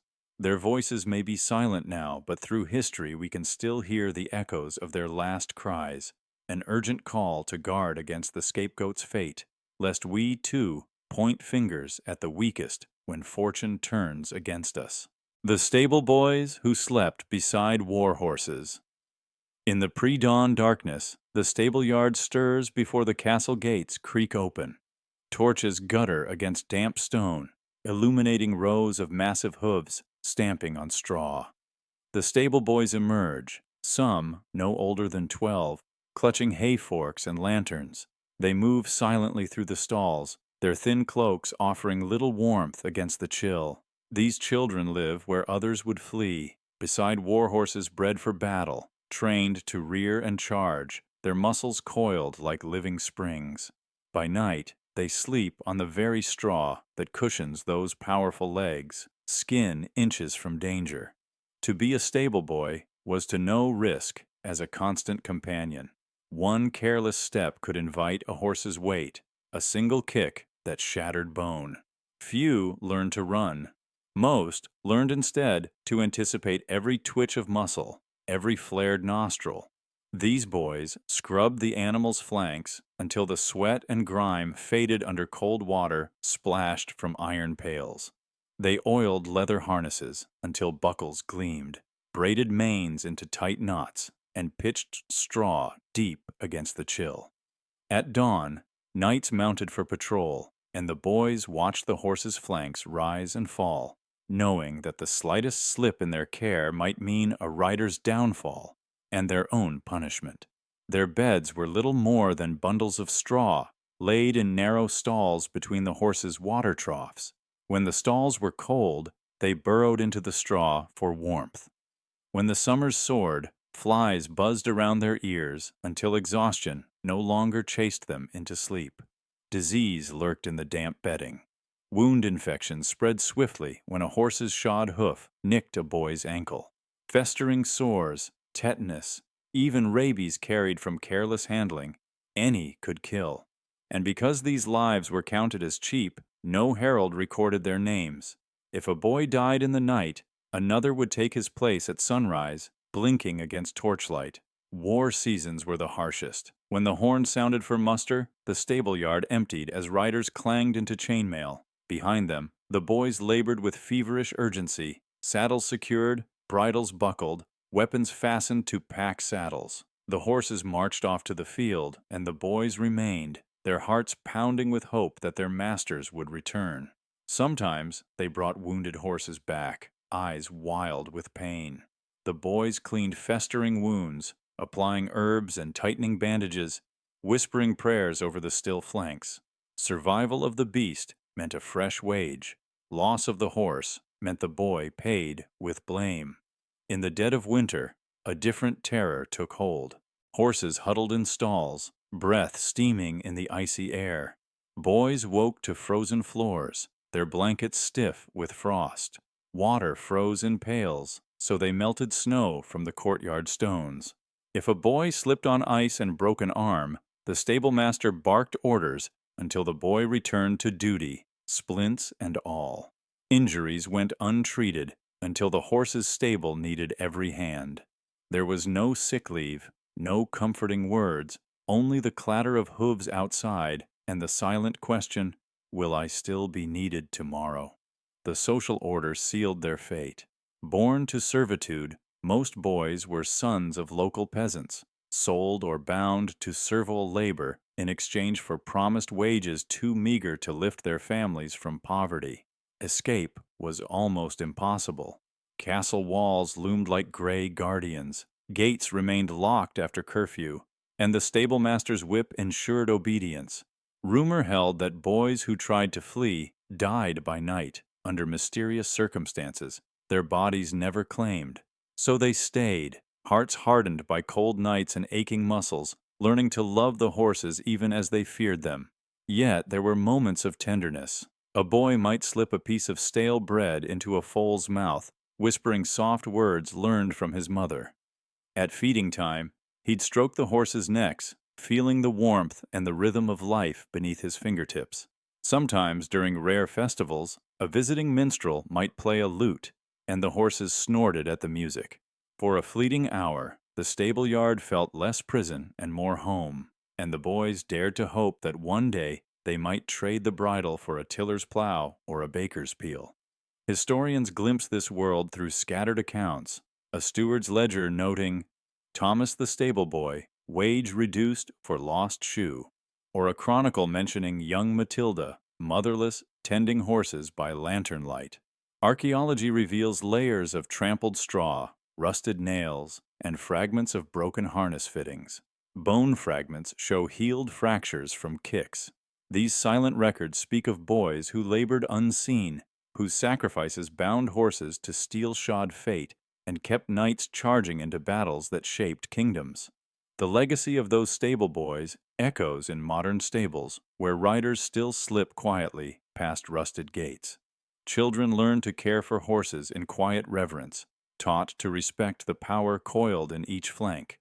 They hear stories of medieval stables, of boys who balanced on the edge of danger every night. And sometimes, when a child stands beneath the downpour of hay and horse breath, they glimpse in torchlight the silhouettes of those who slept on straw for want of better lodgings, who rose before dawn to face beasts bred for war, and who left footprints not in glory, but in the dust of history's most perilous arenas, the castle jesters, who couldn't escape the role. They were meant to be the light in the court's darkest hours, yet their lives became chains disguised as laughter. In medieval and Renaissance courts across Europe, jesters, once ordinary servants, found their fates sealed the moment a lord crowned them fool. No longer mere helpers, they were bound to performance, to jest, to dance, to mock, and to endure the sharp sting of a whip should even a lone face fail to crack. Their special status offered scarce mercy. In exchange for the license to speak truths to power, they surrendered any hope of escape. Imagine the court of Henry VIII, where the fool's motley was as recognizable as the king's crimson robes. Servants plucked from obscurity were trained in tumbling and jingle-spiked caps, taught how to weave ridicule into a courtier's gossip. Their tongues shaped insults into honeyed mockery, their bodies contorted for crude delight. Yet every twist and jape was laced with risk. A silence in the hall, a monarch's displeasure, and the jester found himself beaten with rods, his performance deemed weak, his life deemed dispensable. In France, during Louis XIV's reign, the petit roi Soleil surrounded himself with les fous du roi, jesters whose jibes often cut closer than any blade. One such fool, a former groomsman named Philippe, was famed for his acerbic wit and daring parodies of ministers. But when Philippe mocked a favorite adviser too insistently, he was stripped of motley and locked in a turret cell. There, he paced broken stones until madness claimed him, his laughter echoing in a hollow mind. Duty to entertain blurred the boundary between performance and identity. Some jesters lost themselves to the role entirely. In the boisterous court of Bavaria's Wittelsbachs, a jester, known as Hans the Humpback, played the fool so relentlessly that he began to believe every mirror's reflection a trap. He laughed at shadows, snapped at servants, and danced battles with invisible foes. When the Duke's twin jesters plotted his downfall, their peers believed Hans mad, but in truth, his madness was the court's making. Others faked lunacy to survive. In Castile, Queen Isabella's court boasted a jester named Rodrigo, whose cruel humor once landed him in the stocks. To avoid true punishment, he adopted a persona of whimsical incoherence, gibberish uttered between erratic pirouettes, cryptic rhymes performed at council sessions. His antics spared him harsh bruises, yet cost him any last semblance of self. At night, Rodrigo prayed for an end to pretense, only to awaken rehearsing new absurdities for the morning splash of wine and applause. The position offered peculiar freedoms, too. Jesters were sometimes the sole attendants allowed to speak candidly to rulers. They navigated politics by wielding humor like a dagger's point. In the court of Ivan the Terrible, a Eurodivy fool named Stepan used riddles to expose courtiers' corruption. Historical accounts say that when Stepan dared to insinuate the Tsar's paranoia, he avoided exile by feigning divine inspiration, his madness cloaked by religion, his wit savior of his skin. Yet each survival bore a price. Skin once striped with motley became mottled by scars, both physical and psychological. When courts grew weary, many jesters were retired not to peace but to paupers' graves, their bodies buried in unconsecrated ground. Those who lasted into old age bore reputations as miracles of resilience, though scholars note the hollow gaze common in portraits of court fools. Across continents, the fate of the court jester reveals a universal cruelty, the human impulse to commodify joy, even at the cost of real suffering. Servants who danced on strings of obligation found themselves puppets, bound by loyalty and tradition. Their humor, once a gift, became a noose tightening with every jeer and jig. Today, we recall Shakespeare's fool as a voice of reason, a spirited soul unbound by convention. But real jesters lived bitterly different tales. They were men and women whose smiles were forced masks, whose laughter was coerced song, whose roles refused to release them when they begged the curtain to fall. In honoring their memory, we recognize that true freedom lies not in the applause of a crowd, but in the right to choose when to speak, to laugh, or to remain silent. The castle gates may open for the courtier or the noble, but for the fool, they were an unyielding jail, The laughter they evoked the very key that locked them in. How castle servants hid from violent guests. Castle life was a constant exercise in vigilance, and nowhere was that truer than for the servants who kept the household running when nobility indulged every whim. At times when lords or visiting warlords arrived drunk, belligerent, or bloodthirsty, the castle staff relied on a network of concealed corridors, trapdoors, and hidden stairways to vanish from sight, sometimes for days on end. These clandestine routes were not myth or legend, but vital infrastructure woven into the very bones of medieval fortresses. Reddit history skills. Most great keeps contained at least one back passage running alongside the main curtain walls. From the kitchens in the bailey to the lord's private chambers, a labyrinth of narrow unlit tunnels allowed scullery maids, serving boys, and stable hands to slip away when a noble's mood darkened. These passages often lay just behind baseboards or below floor hatchways, hidden by heavy tapestries or stone alcoves. In the damp twilight of these corridors, a servant could huddle in silence, listening to the drunken jeers of their betters echo above, until the danger passed Reddit. Training for this sudden disappearance began on day one in service. Newcomers were shown the fold-away ladders tucked beneath pantry stairs, the false shelves in wine cellars leading to oubliettes, and the trapdoors in latrines that delivered them into empty moat walkways. Senior servants drilled the routes until every turn was memorized, even in pitch darkness. Failure meant far more than a reprimand. Rumors told of squatters discovered by drunken masters, dragged from their refuge, and punished for insolence or presumed spying Wikipedia. Beyond internal passages, many castles boasted subterranean tunnels that snaked beyond the walls. Feudal lords sometimes allowed villagers to shelter within these vaults during raids. Servants exploited the same shafts to escape unwelcome advances or to avoid being forced into humiliating entertainments. Some of these tunnels emerged in outbuildings or hidden doorways in the outer bailey, giving staff a chance to slip into the nearby woods, borrow fresh clothes, and return only when the castle gates opened again after the warlord's departure. History skills. On particularly tense days, when a known border warlord was due for an overnight stay, senior stewards organized ghost shifts. Teams of servants moved silently through the hidden network, ensuring no one was left alone in vulnerable chambers. The great kitchens fell silent, the scullery fell dark, and only the discreet clang of unseen footsteps on flagstone betrayed that someone still worked below. By the time the warlord demanded a midnight snack, his corridors lay empty and impossible to find Reddit. Living conditions in these secret refuges were harsh. Servants carried small stockpiles of cold bread, hard cheese, and water skins to sustain them for 2 or 3 days. With only the faintest candlelight or a single oil lamp quickly smothered at the first hint of discovery, they endured cramped, chilly stone rooms, their breath forming mist in the corners. Ravens nesting in the battlements above seemed to mock them, their harsh cries drifting through the narrow vents that carried fresh air. Escape was only half the battle. Survival meant remaining utterly silent until the lord's tempers cooled and the castle returned to its daytime rhythms. Reddit.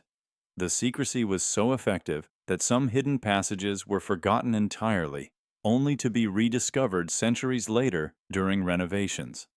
Archaeologists uncovering 12th century keeps have found forgotten doorways behind pantries, secret staircases leading to collapsed trapdoors, and faded footprints in dust-lined corridors where frightened servants once pressed their backs to damp walls. Each discovery testifies to a world in which the lowest ranks lived in fear not from invading armies, but from the unpredictable violence of those they served. Medieval chronicles. Reddit. These hidden lifelines preserved lives even as they underscored the brutal realities of medieval hierarchy. Servants were expected to be invisible shadows, present when needed, and vanished at a moment's notice.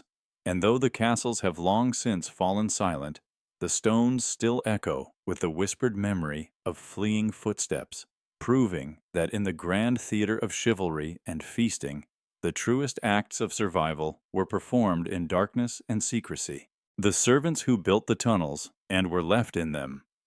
Imagine the damp weight of earth pressing overhead as you descend into the half-lit vault beneath the castle walls.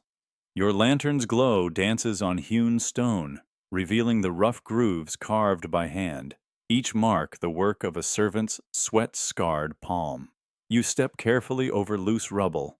Beside you, fellow laborers, in threadbare tunics, clench picks and shovels, muscles quivering from the chill and the strain.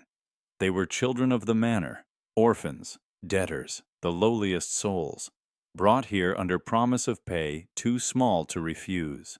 Their task was secret, vital, to carve tunnels that would channel water away from the moat, to smuggle in provisions under siege, to create hidden exits for lords and soldiers. But in more than one fortress, those tunnels became tombs. From the 12th century onward, chroniclers whisper of collapses at Château de Gaillard. Sent by Richard the Lionheart's command, some 30 laborers worked through winter's frost, night watch by torch concealed behind timber bracing. One night, as snow drifted into grates above, a rotten beam snapped. With a thunderous crack, tons of clay and rock tumbled into the trench. Men cried out, but the weight pinned them against the walls. When rescuers finally prized away stone the next morning, they found only jagged picks and a single lantern still alight. No survivors. The tunnel was sealed, entry barred. Even the promise of hastily dug coffins denied them. Elsewhere, gas pockets became silent killers. At the siege of Rochester Castle in 1215, records note a strange sickness among tunnel diggers. They spoke of dizzy spells, burning throats, vision blurring as they reached deeper levels. Many clawed at walls, only to collapse in fits that left them rigid on the cold stone. Chronicler Ralph of Coggeshall wrote of an unseen breath of death rising from the bowels of the earth. Those who survived choking spasms emerged hollow-eyed, haunted by the rattling echo of bones. Their whispers spoke of pale vapors swirling in torchlight, vapors that clung to lips, sucked breath from the lungs, and mocked their feeble prayers. More sinister was the ballet of betrayal. In the late 14th century, during the revolt against King Richard II, mutinous garrison officers at Pontefract Castle lured tunnel crews into a half-finished shaft. Once they were deep enough, the officers ordered the bracing removed. With no warning, the earth collapsed, sealing perhaps a dozen workers under several meters of sand and shale. They were never mourned, no masses said, no stone marker raised. In the great hall, the revolt was quelled. Beyond the parapets, the buried ones lay silent, their fates forgotten by those who needed the secret most. Yet some tunnels offered more than death. They offered a cruel choice. Chronicles from Edinburgh Castle in the 1450s recount how servants crafting an exit under the outer curtain were discovered by enemy scouts. The sappers were dragged one by one into a side passage. Their stifled screams echoed until the knights bricked the entrance with mortar and rubble. When the main gate finally opened under treaty, the sealed corridor revealed only dust and the brittle outlines of human forms pressed into the stone. Their names, never recorded, hung in the air like a curse on the walls. Despite the peril, tunnel digging remained a common gamble for desperate souls. During the protracted siege of Carcassonne in 1209, stewards' accounts list platters delivered to workers, meager bread rations, salted fish, and 2 mugs of sour ale a day. Hunger pressed on them, urging faster progress. They tunneled toward the enemy lines, hoping to break the blockade. Several returned wounded, stabbed by hidden stakes in wooden barricades, or missing limbs from miscalculated supports. Their bravery won them praise in dispatches, but no exemption from the endless toil. And at last, when the gatekeepers surrendered the keep, survivors emerged gaunt, hollow, some limping on fractured bones, eyes unseeing as they reclaimed sunlight. Even the safest passages held danger. Beneath Dover Castle, a drainage tunnel built in the late 1200s, ran beneath marshlands. Workers followed the trench into stinking bogs where methane rose in unseen bubbles. One spark from a lamp, and the gas ignited, turning tunnel walls into furnace. Eyewitnesses described an inferno so sudden that cries cut off mid-word. When the blaze consumed itself, rescue parties found charred timbers and a handful of twisted bodies. The passage was collapsed intentionally thereafter, buried beneath new fortifications, leaving only gossip of its horrors. In every case, these tragedies share a common thread. Those who labored in darkness to preserve the light of the castle above were expendable. Their tunnels were blood-paved arteries, carrying lifeblood to the fortress, yet their builders were nothing more than tools, hidden and discarded. Archaeological surveys in modern times have uncovered skeletal layouts matching medieval spade marks, confirming that some corridors were never meant to be re-entered.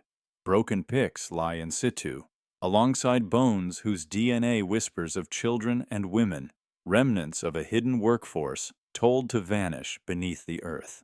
And yet, hope flickered in these subterranean tragedies. There are tales of daring rescues.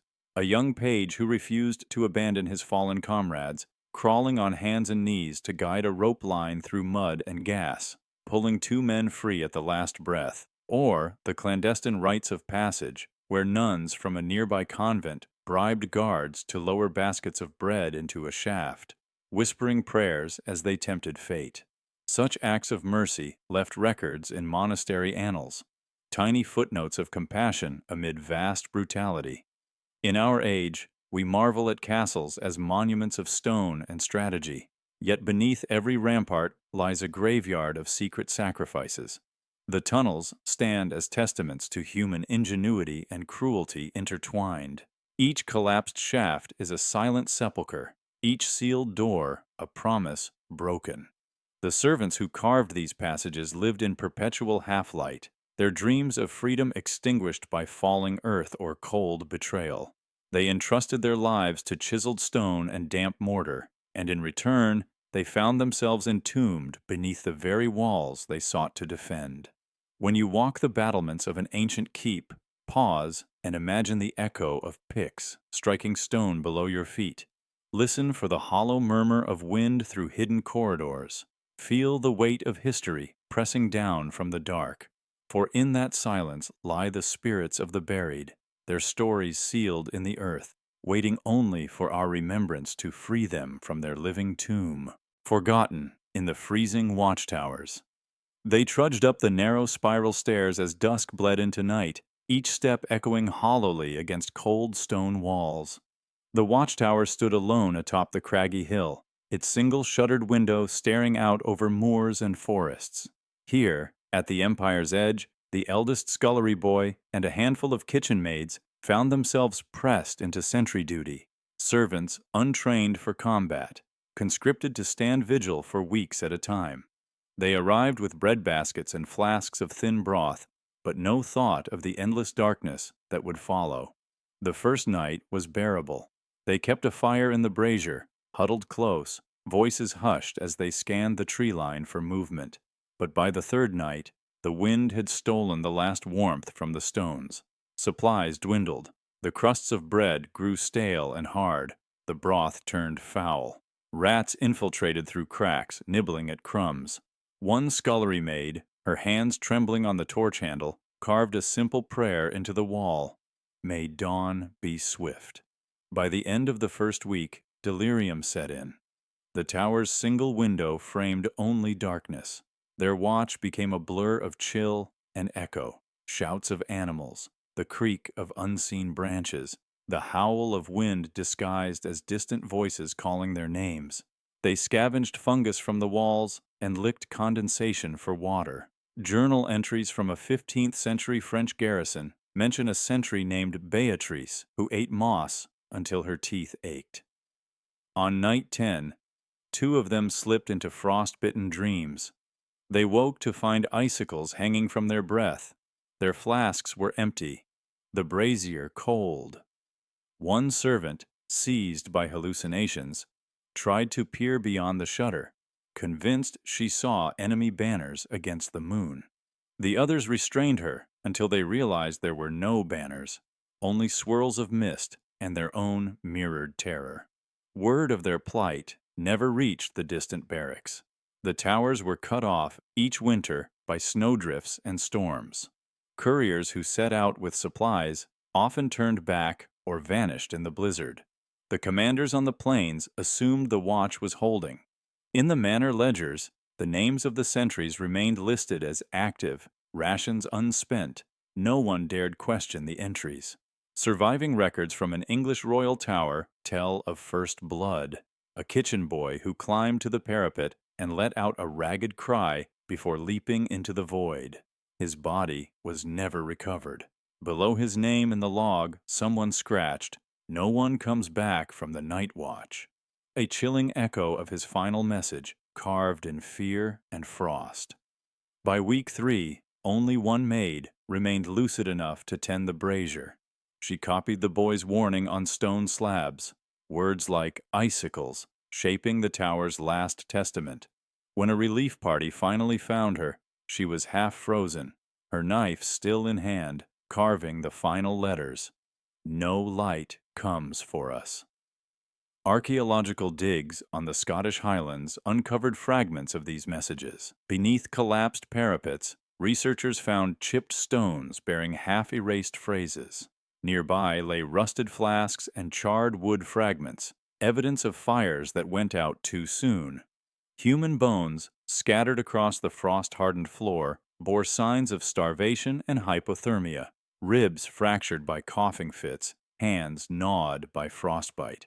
Historians attribute the practice to two causes: a growing shortage of trained soldiers and a rigid hierarchy that considered servants expendable. Nobles believed that placing low-ranking workers in remote towers would protect the vital garrisons below. They never imagined their sentries would be forgotten.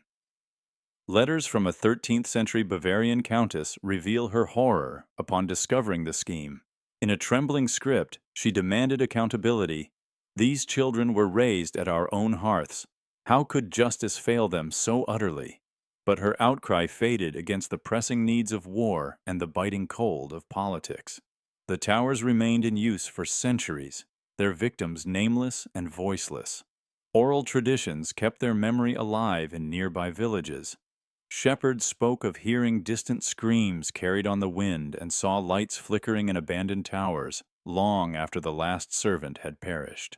They avoided the hills in winter, leaving offerings of bread and whiskey at the base of towers, hoping to calm restless spirits. Today, when we hike those lonely heights and peer into empty window frames, we feel the towers hush, a silence saturated with loss. We imagine the terror of waiting for sunrise that never came, of carving final farewells into stone with numb fingers. We remember the scullery boy, the kitchen maids, the untrained servants left to freeze, who bore watch in isolation and carved their warning, "No one comes back from the night watch." Their sacrifice was never honored with marble or minstrel's song, only with these faint echoes in ice and stone, admonishing us to never leave Teat.